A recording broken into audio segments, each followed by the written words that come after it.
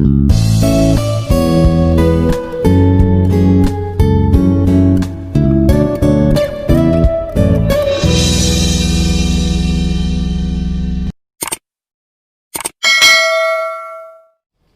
विद्यार्थियों, स्वागत है तुहाडा यूट्यूब चैनल लर्नर्स बोहा ते। बेटा अज करांगे असीं जो 10+1 का चैप्टर सी रिलेशनस एंड फंक्शनस, उसका एक बहुत ही महत्वपूर्ण कंसैप्ट फंक्शनस। फंक्शन समझना बहुत जरूरी है। तुसीं गणित नूं जिथे तक मर्जी पढ़ी जाओ, MSc पद्धर ते फंक्शन की तुहाडी लोड़ पऊगी। उत्थे जाके भी तुहानूं याद करना पऊ कि 1 फंक्शन की सी, ऑन टू फंक्शन की सी, फंक्शन हुंदा की है। तो फंक्शन बहुत आराम नाल समझना है, ध्यान नाल समझना है, कला कला अखर ध्यान नाल सुनना है, तां गल बनूगी। रट्टे जिन्हें मर्जी ला लो तो कोई फायदा नहीं। आपां गल करते हैं फंक्शन की। फंक्शन तो पहला आपां गल कीती रिलेशन की। कोई रिलेशन है जिहड़ा A तो B जा रहा है।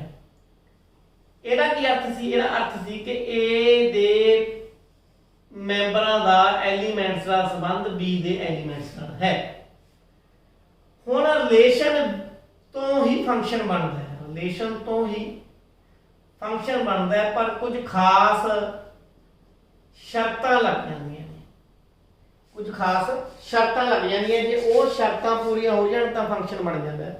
मैं पहले डेफिनेशन लिखूंगा, डेफिनेशन तो बाद वो शर्तां नूं कल्ली कल्ली नूं व्याख्या करूंगी। मैं फंक्शन की आप डेफिनेशन लिखते हैं कि फंक्शन होंदा की है। जो फंक्शन की डेफिनेशन लिख ली तो तुहानूं गल बहुत समझ आ जाएगी। A function from f from a set A to a set B is said to be a function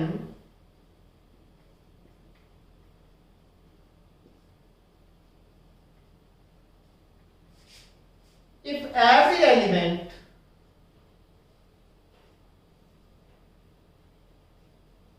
of set A has one and only one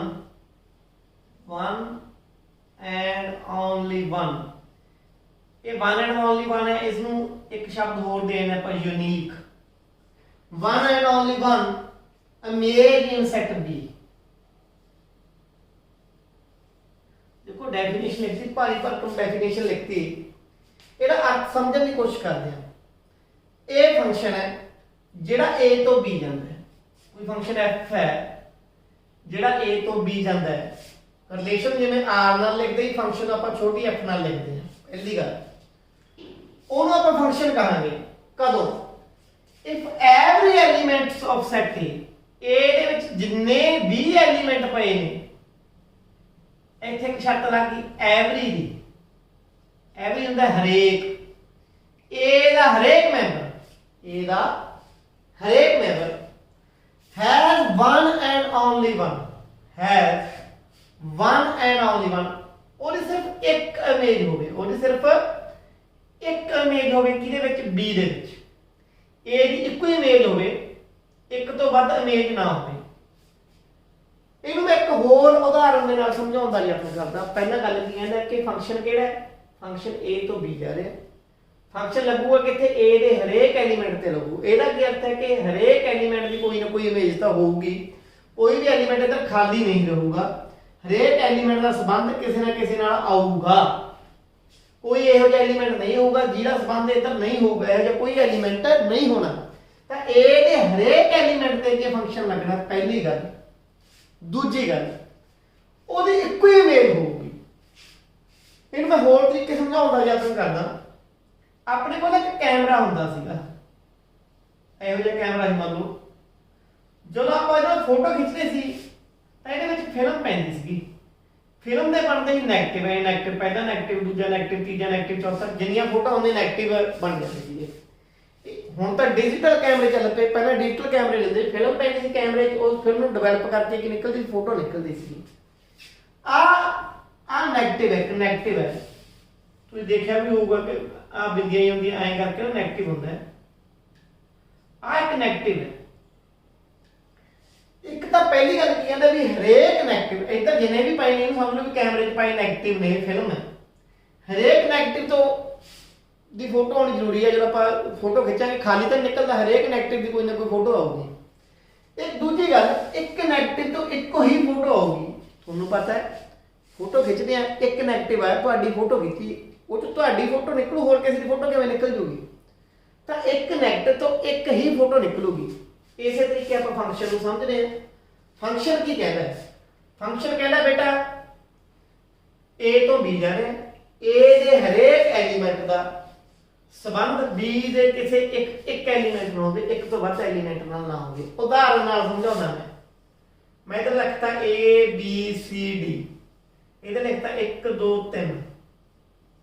A ਤੇ ਆਪਾਂ ਮੰਨ ਲਿਆ ਵੀ ਫੰਕਸ਼ਨ ਹੈਗਾ, ਮੰਨ ਲਿਆ ਆਪਾਂ, ਤਾਂ A ਤੇ ਫੰਕਸ਼ਨ ਲਾਇਆ 1 ਆ ਗਿਆ, B ਤੇ ਫੰਕਸ਼ਨ ਲਾਇਆ 2 ਆ ਗਿਆ, FB FA 1 है, FB 2 है, FC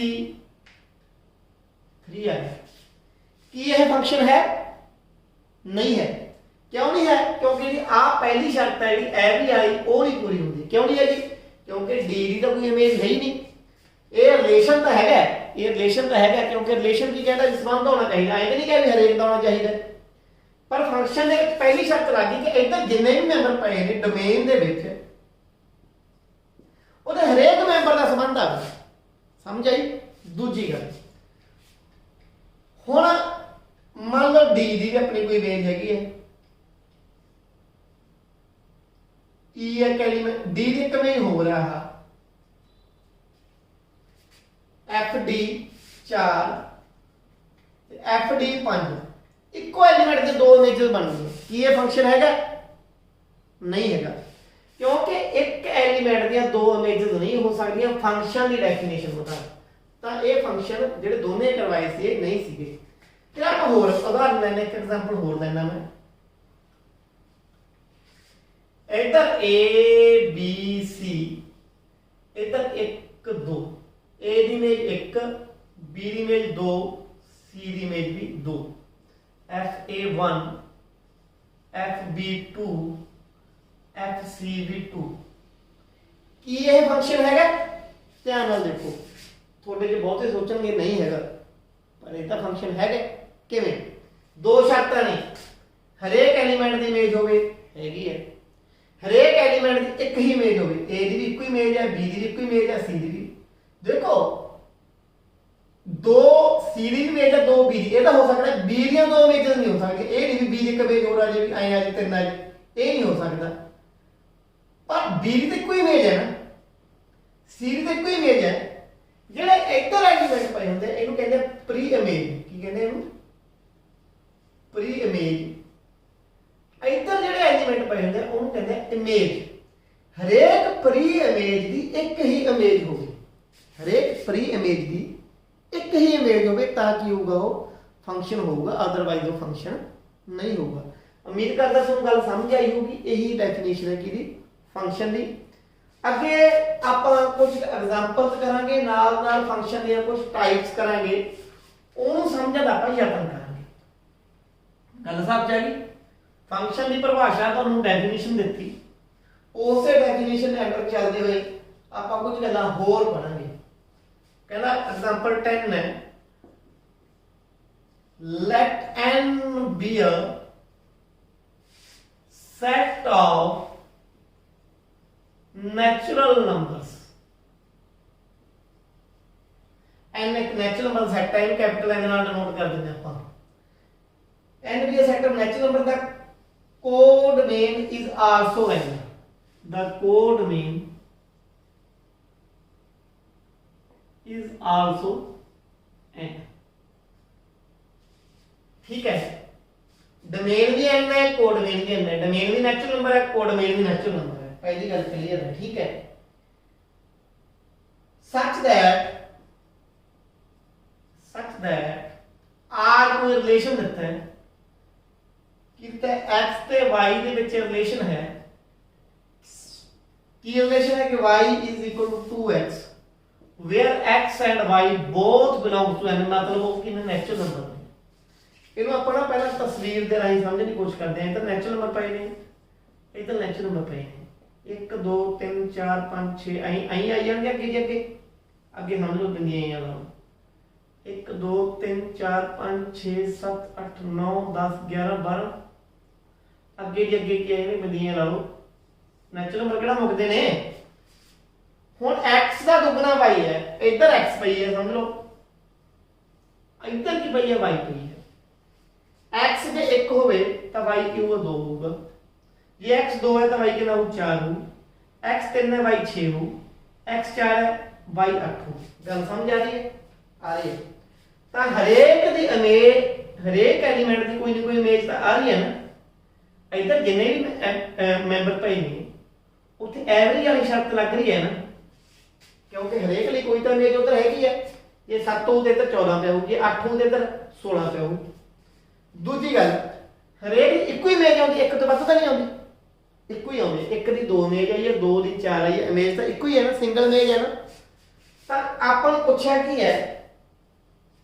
what is the domain what is the domain पहली गल कोडोमेन दूजी गल रेंज तीजी गल ठीक है चौथी गल is this a function is this a function देखो डोमेन की है इन्हों पर लिखांगे डी आर लिख लो डोमेन ऑफ आर की होगी डोमेन समझनी बहुत सौखी है तो कटनी सिखाई हुई है जिन्ने भी नैचुरल नंबर ने वो की बन जू सारी डोमेन बन जूगी कोडोमेन की होगी कोडोमेन परले पासे जिन्ने भी मैंबर पाए ने वो कोडोमेन रेंज की होगी जिहदे नाल संबंध आ रहा है ईवन नैचुरल नंबर 2 4 6 8 भावें तां लिख दो चाहे लिख दो even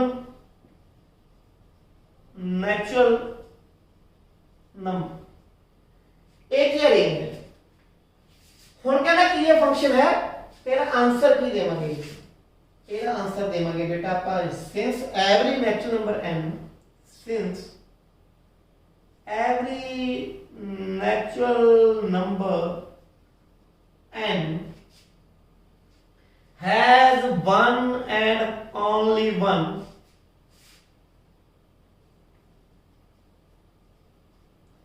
and only one image this relation is a function ਹੁਣ ਗੱਲ ਸਮਝ ਆ ਗਈ ਹਰੇਕ ਹੈ ਐਵਰੀ ਵਾਲੀ ਸ਼ਰਤ ਲੱਗ ਗਈ ਦੀ ਸਿਰਫ ਇੱਕ ਹੀ ਇਮੇਜ ਹੈ ਤਾਂ ਕਰਕੇ ਕੀ ਹੈ फंक्शन है बहुत ही सौखी गल सी आप देखते हैं अगे की कहते हैं अगला काम की है example number 11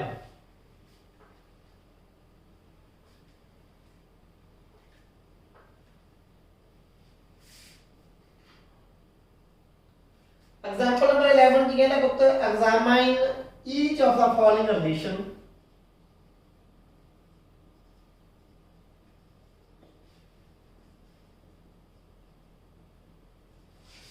each of the following relation given below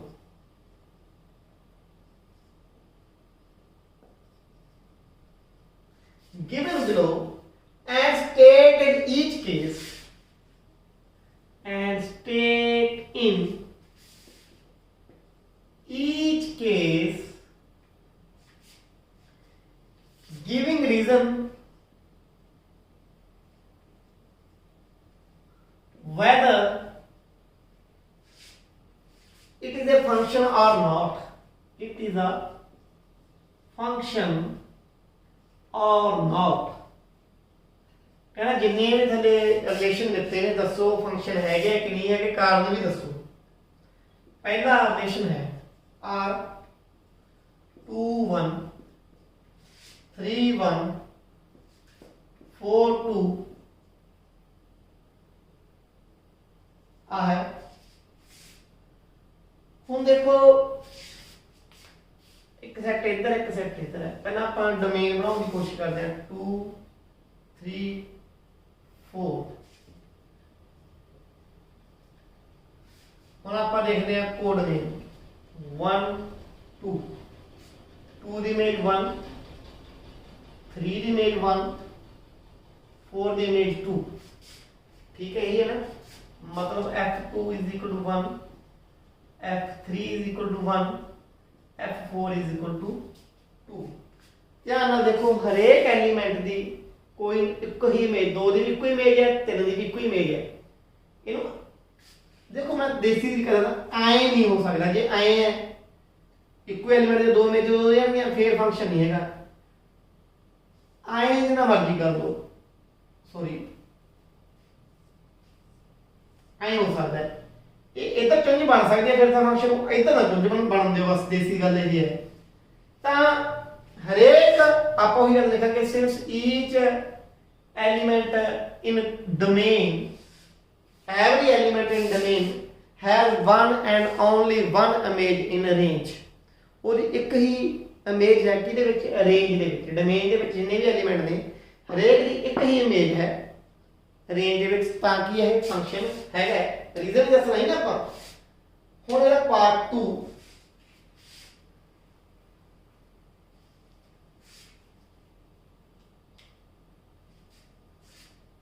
are दिता है 2 2 2 4 3 3 4 4। जैसे तस्वीर बनाओगे ना बहुत गल सौखी समझ आ जाती है। इधर 2 2 दोबारा आ गया, 3 ते 4। इधर की है 2 4 4, 2 दी इमेज 2, 2 दी इमेज 4, 3 दी इमेज 3 होना चाहिए 3, 4 दी इमेज 4। देखो 2 एक सिंगल एलिमेंट है, ओदी इमेज 2 भी आ गई, ओदी इमेज 4 भी आ गई। सो आप रीजन लिखांगे कि एक फंक्शन नहीं है। पहला दसांगे फंक्शन है नहीं, क्यों नहीं है? Because 2 in domain has 2 images in range. ये दो इमेजेस ने, एक एलिमेंट दे दो इमेजेस नहीं हो सकदियां, तां करके यह फंक्शन नहीं है। तीजा पार्ट, थर्ड पार्ट है जेड़ा इसे क्वेश्चन का, वो की कहता है, आर दिता है 1 2 2 3 3 4 4 5 5 6 6 7 एंड सो ऑन। ठीक है, हुण आपां इधर ड्रा करने की कोशिश करते हैं। 1 2 3 4 5 6 इथे रखी ने एलिमेंट डोमेन च, कोड डोमेन च 2 3 4 5 6 7। 1 दी इमेज 2, 2 दी 3, 3 दी 4, 4 दी 5, 5 दी 6, 6 दी 7। हर एक एलिमेंट दी इमेज आ रही है, हर एक दी इमेज अलग है, अलग इक्को इमेज आ रही है। तो आप लिखेंगे since every element in domain has one and only one image in R, each and every element in domain has one and only one image in range या codomain। so आप कह सकते हैं एक ही एक फंक्शन है।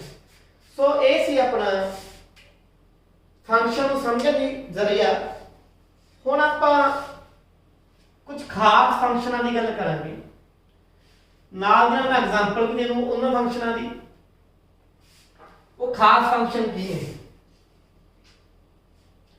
A function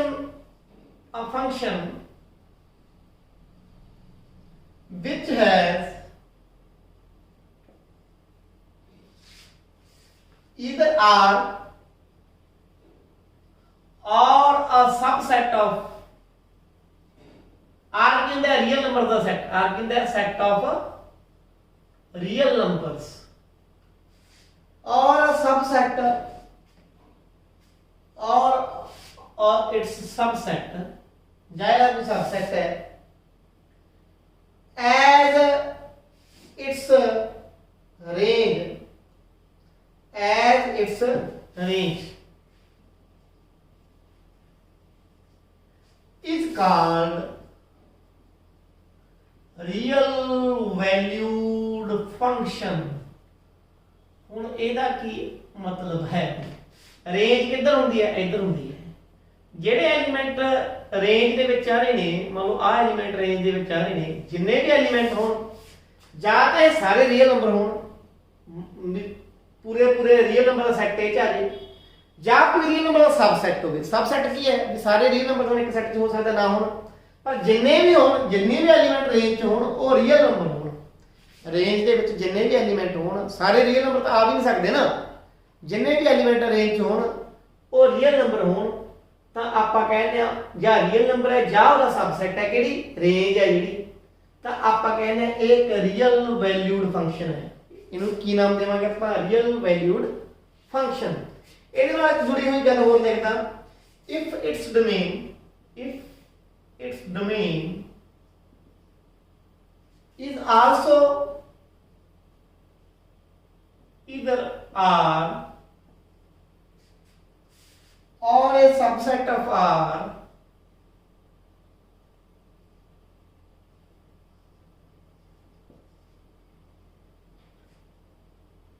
it is called real function। देखो real value function सीगा, it is called real function। ਇਹ 'ਚ ਕੀ ਗੱਲ ਫਰਕ ਪੈ ਗਿਆ ਹੁਣ? ਇਹ 'ਚ ਕੀ ਫਰਕ ਹੈ ਬੇਟਾ? ਇਹ 'ਚ ਧਿਆਨ ਨਾਲ ਸਮਝੋ। ਹੁਣ ਪਹਿਲਾਂ ਗੱਲ ਕੀਤੀ ਆਪਾਂ ਰੇਂਜ ਦੀ, ਹੁਣ ਗੱਲ ਕੀਤੀ ਆਪਾਂ ਡੋਮੇਨ ਦੀ। ਡੋਮੇਨ ਜਿਹਦਾ ਸੰਬੰਧ ਆ ਰਿਹਾ ਹੈ, ਜੇ ਡੋਮੇਨ ਵਾਲੇ ਐਲੀਮੈਂਟ ਵੀ ਕੀ ਨੇ? ਰੀਅਲ ਨੰਬਰ ਨੇ। ਜੇ ਡੋਮੇਨ ਵਾਲੇ ਐਲੀਮੈਂਟ ਵੀ ਕੀ ਨੇ? ਰੀਅਲ ਨੰਬਰ ਨੇ, ਤਾਂ ਆਪਾਂ ਇਹਨੂੰ ਕਹਾਂਗੇ ਰੀਅਲ ਫੰਕਸ਼ਨ। ਜੇ ਰੇਂਜ ਵਾਲੇ ਐਲੀਮੈਂਟ ਸਾਰੇ ਕੀ ਨੇ? ਰੀਅਲ ਨੰਬਰ ਨੇ, ਫਿਰ ਆਪਾਂ ਕਹਾਂਗੇ ਰੀਅਲ ਵੈਲਿਊਡ ਫੰਕਸ਼ਨ, ਕਿਉਂਕਿ ਦੋਨੋਂ ਵੈਲਿਊ ਤਾਂ ਇੱਧਰ ਹੀ ਆਉਂਦੀ ਹੈ ਨਾ, ਰੀਅਲ ਵੈਲਿਊਡ ਫੰਕਸ਼ਨ। ਸੋ ਇੱਕ ਡੈਫੀਨੇਸ਼ਨ ਸੀ।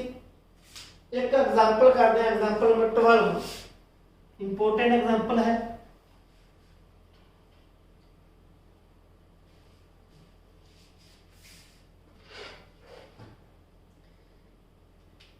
n कोई सेट है नेचुरल नंबर दा, let n be a set of natural number.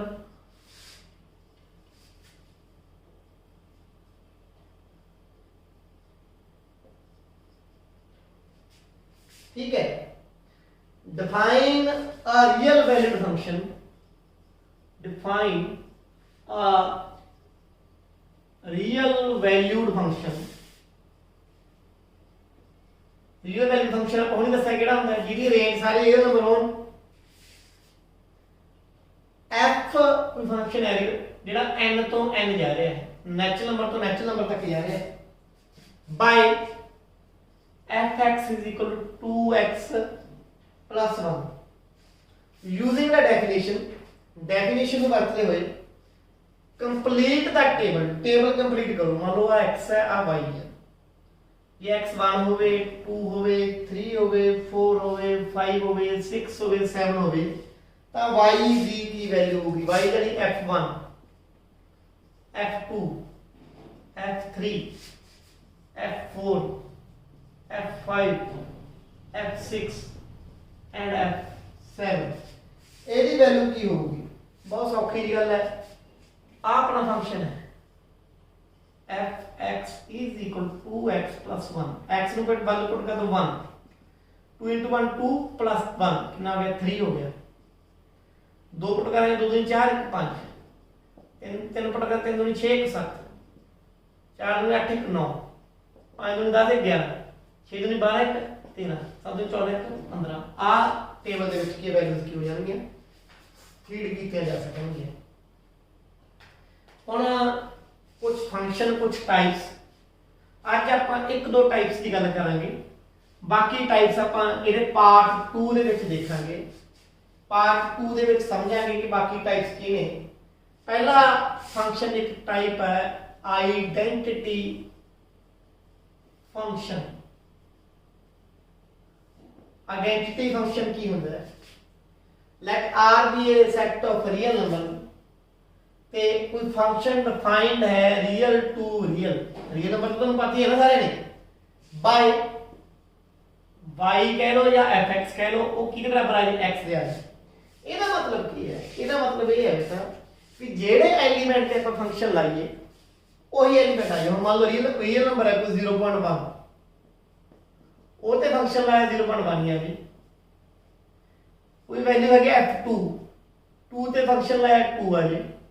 ਇਹੋ ਜਿਹੇ ਫੰਕਸ਼ਨ ਨੂੰ ਅਸੀਂ ਕੀ ਕਹਿ ਦਿੰਦੇ ਹਾਂ?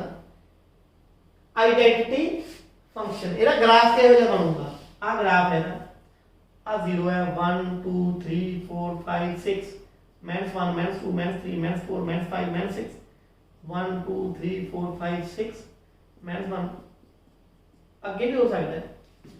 जो x 0 है आ भी 0, जो आ 1 है ता भी 1, जो आ 2 है ता भी 2, जो आ 3 है ता भी 3, जो x 4 है तो आ भी 4, इधर जे -1 है ता भी -1 या -2 है तो -2, इनू मिलाओ ਜਿਹੜਾ ਇਹੋ ਜਿਹਾ ਗ੍ਰਾਫ ਬਣਦਾ ਹੈ ਉਹ ਕਾਹਦਾ ਗ੍ਰਾਫ ਬਣਦਾ ਹੈ ਆਈਡੈਂਟੀਟੀ ਫੰਕਸ਼ਨ ਬਿਲਕੁਲ ਸਟ੍ਰੇਟ ਲਾਈਨ। ਠੀਕ ਹੈ, ਐਦਾਂ ਨਹੀਂ ਆਇਆ ਹੀ ਨਹੀਂ ਬਣੂਗੀ, ਫਿਰ ਉਹ ਆਈਡੈਂਟੀਟੀ ਫੰਕਸ਼ਨ ਨਹੀਂ ਹੋਣਾ। ਦੂਜਾ ਟਾਈਪ ਹੁੰਦਾ ਕਾਂਸਟੈਂਟ ਫੰਕਸ਼ਨ। ਦੂਜੀ ਟਾਈਪ ਕਿਹੜੀ ਹੈ? Constant function.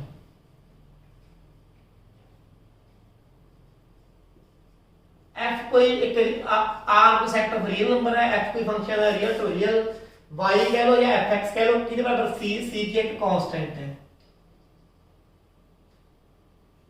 ਉਹ ਇਹ ਫੰਕਸ਼ਨ ਨੂੰ ਕੀ ਅਸੀਂ ਕਹਿੰਦੇ ਆ ਕਾਂਸਟੈਂਟ ਫੰਕਸ਼ਨ। ਮੰਨ ਲਓ ਕਹਿੰਦਾ ਮੈਂ fx ਹੈ ਜਿਹੜਾ ਉਹ ਕੀ ਹੈ 3 ਹੈ, fx ਕੀ ਹੈ 3 ਹੈ, x ਦੀ ਵੈਲਿਊ 1 ਪੁੱਟ ਕਰ ਦੋ, ਇਧਰ x ਤਾਂ ਹੈ ਹੀ ਨਹੀਂ, ਇਹਨੇ ਤਾਂ 3 ਰਹਿਣਾ, x ਦੀ ਵੈਲਿਊ ਤਾਂ ਪੁੱਟ ਕਰਾਂਗੇ ਕਿ ਇਧਰ x ਹੋਊਗਾ, f4 ਪੁੱਟ ਕਰ ਦੋ ਤਾਂ ਵੀ 3, f -4 ਪੁੱਟ ਕਰ ਦੋ ਤਾਂ ਵੀ 3।